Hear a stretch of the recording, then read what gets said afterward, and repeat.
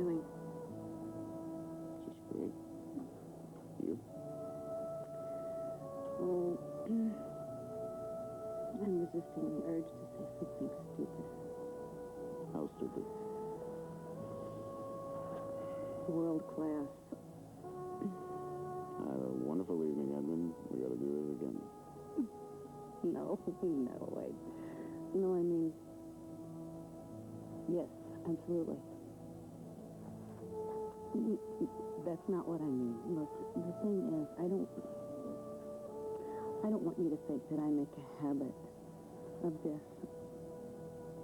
You know, a little wine, a little talk, a little movie, and bing. No repeat thing? Oh, that's too bad. I was kind of hoping that we, What I mean is, after such a brief... Not when it's on the first... Not on the first date. Check. I don't know if this even qualifies as a date. Oh, I'd say it definitely ranks right up there. If not a date, then something of equal or even greater. What? Well, I was going to say significance, but that's kind of a tricky word these days, isn't it? I could live with that. You're a bold lady. I like that in a woman.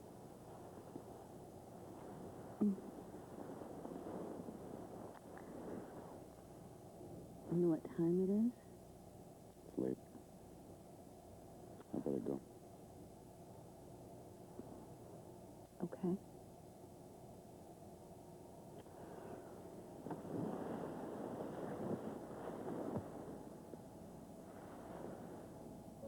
Can I be honest with you?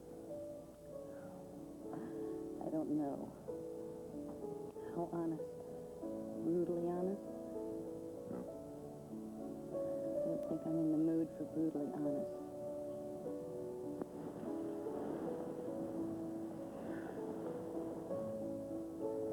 I just wanted to tell you that I really don't want to leave. And don't worry, I'm not a crazy person, okay? I'm not refusing to go. And I know all the reasons to go. Edmund.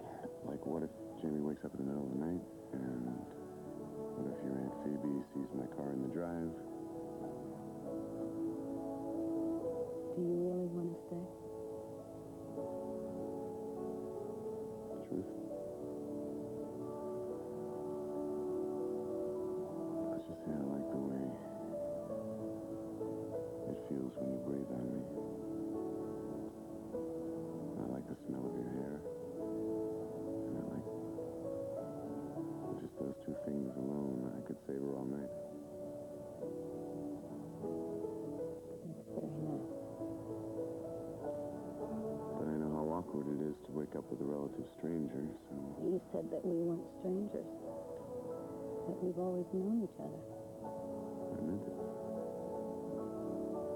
And Jamie is down for the count. Good boy. And I'm not running for president, so I don't care who sees your car in my drive. So, what are you saying? Saying, yes.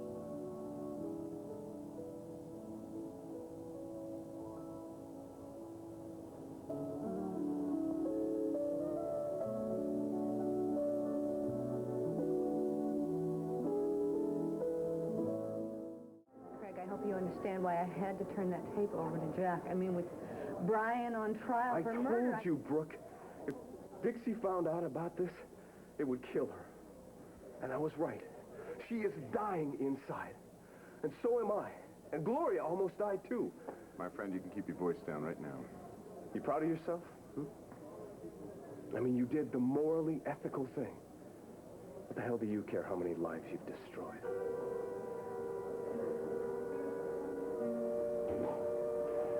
Don't worry about it. He's just out to blame anybody but himself.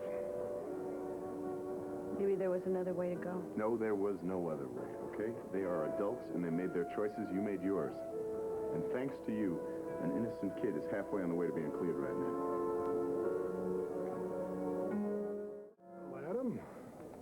thought you'd be minding the shop. Helen.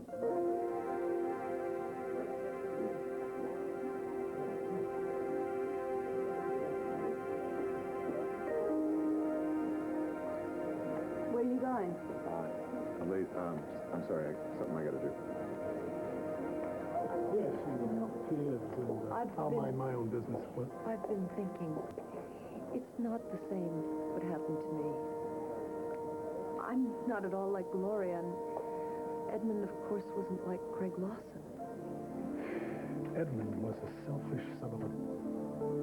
And I will not forget what he did to you. Dimitri. No, I will never forgive him for what he did. And I am not going to let Craig Lawson do the same thing to Gloria.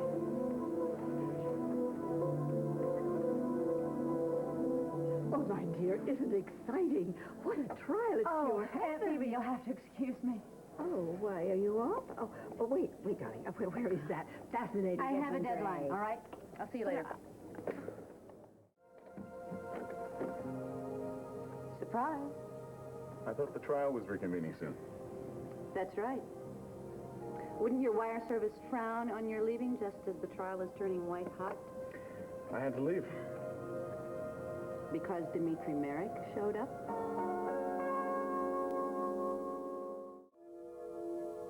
You bolted from the courtroom as soon as Angelique and Dimitri appeared. Coincidence? I think not. Post hoc, ergo propter hoc. Translation, I left after Merrick arrived, therefore you conclude I left because he arrived. Fuzzy thinking, Brooke. Oh, wow, Latin. Veritatem dies aperet. Translation, the truth will out. So let's have it, Edmund. What is going on with you and Merrick? I'd appreciate it if you would answer my question and not in a dead language. Brooke, would you like to sit down? Please. Come on, Edmund. You brought me some information on Dimitri from the day you met me. Did I? Did you? You don't remember that you called him a Gothic gold mine, and you said that obviously there was more to the story than that I had printed, and that I wasn't being very thorough. You remember that? Oh, that does sound like me.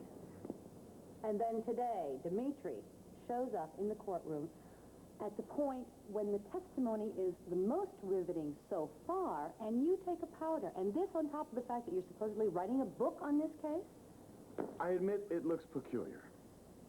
It doesn't make any sense, Edmund, unless... All right, I guess I'll just have to explain. I think that would be very nice. Brooke, you know that a reporter is not supposed to get emotionally involved with a story, right? Well, I broke that rule. I started identifying too much with Brian Bodine. Oh, believe me.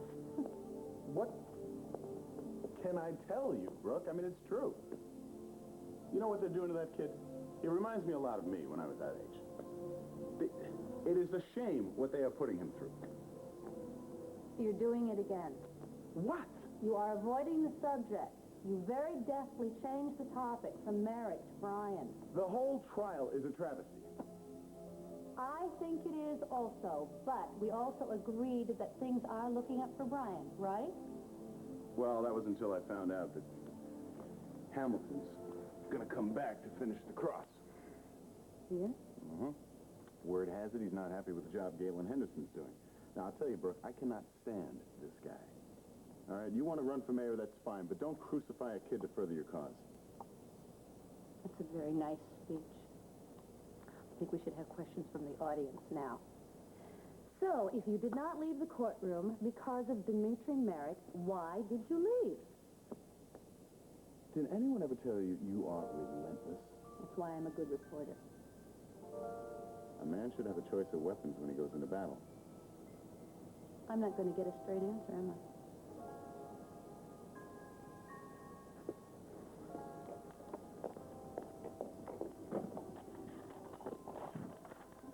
That's as straight as it gets.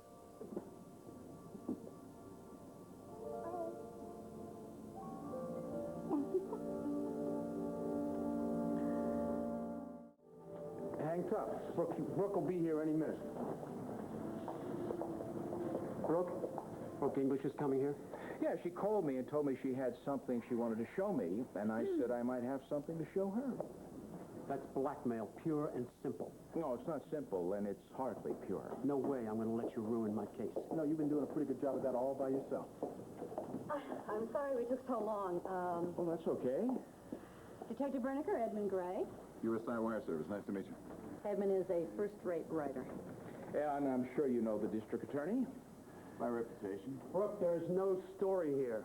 Did I hear you mention blackmail? Hamilton thinks talking to the press is dirty pool. In the middle of a trial, you're damn right I do. He doesn't want us reopening the Cortland case. Well, I don't think that's too smart. Unless you want people reading this over their morning coffee. You really want this hitting the fan so close to the election? It's rough copy, but I figure you get the gist. A prosecutor abusing the power of his office, going after an innocent kid just to goose up his campaign for mayor. How do you think that'll sit with the voters? Maybe Tempo should do a story, too,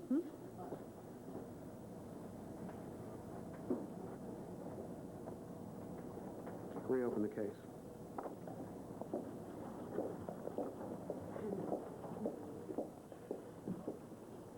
Where do we go from here? Well, we'll start as soon as you guys leave. I can take a hint. Brooke, Hey, guys, thanks. you owe us. Hey, when we nail the perp, you two have earned yourselves an exclusive. Oh, we'll hold you to that. Let's go somewhere and celebrate, eh? Lead the way.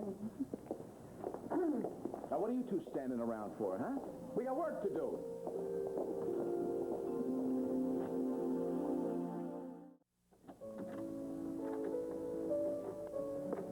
After you. You're so gallant.